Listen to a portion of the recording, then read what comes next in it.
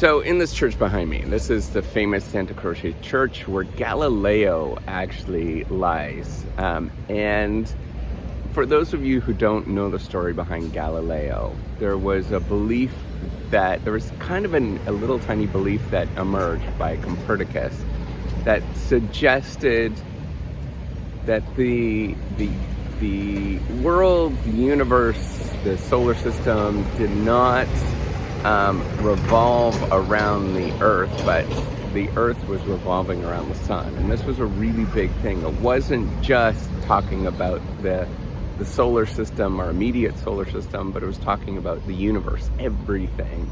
And the belief before Copernicus and then Galileo, who provided the evidence through his famous telescopes, the belief before that is that the world revolved around us. And I think the story that everybody sort of imagines is that Galileo was a sort of heroic figure within this story. But I actually have a bit of a different take than what everybody else thinks about. I think about all of the people that pondered, that thought, and that kind of believed to themselves that this did not make sense to me. And I think about that all the time, of the number of people that actually had the same belief, that understood the world in a different way, and yet they're not recognized. And it's interesting when you're walking around. So I'm in Florence, Italy, Firenze, Italy, and you'll notice that all of the heroic figures are all men, for example, from the past. And it's interesting and curious when I think about that, because it sort of presumes that women, for example, didn't necessarily have any intellectual firepower, but it's just not true.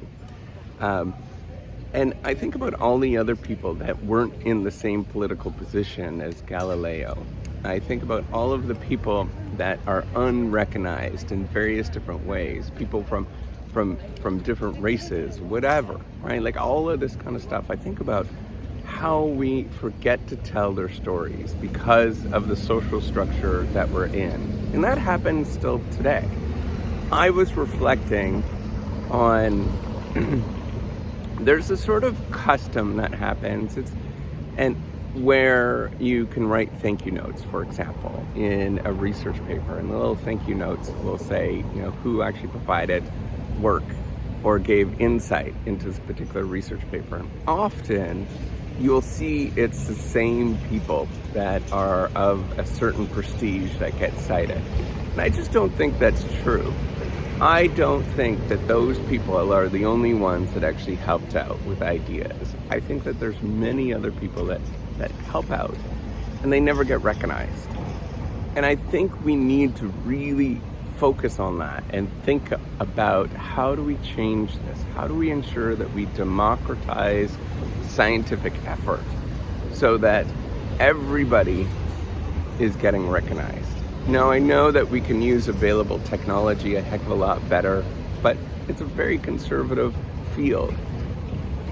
It's particularly strange when I say that. I think a lot of people don't believe that, but the scientific effort is extremely conservative.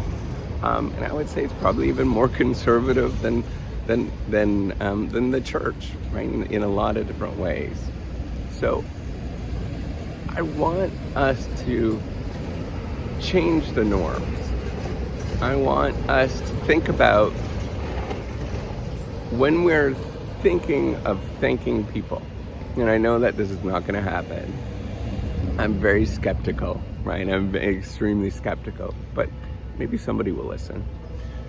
I want you to think about, who are the people that you wouldn't normally thank, and start thanking them.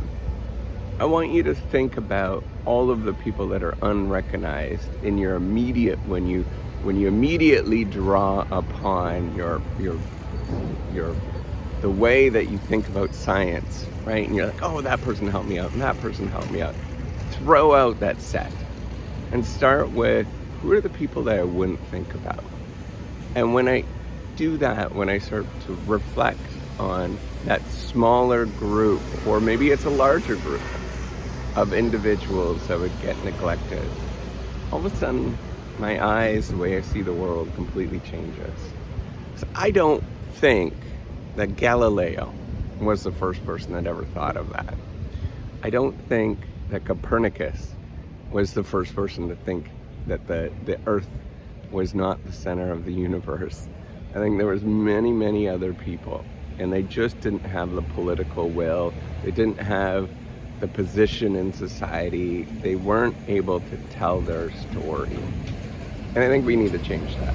And the way that we change that, we can't change the scientific norms, or we can't change the scientific institution the way that we understand it today. That's too difficult. That's never going to happen.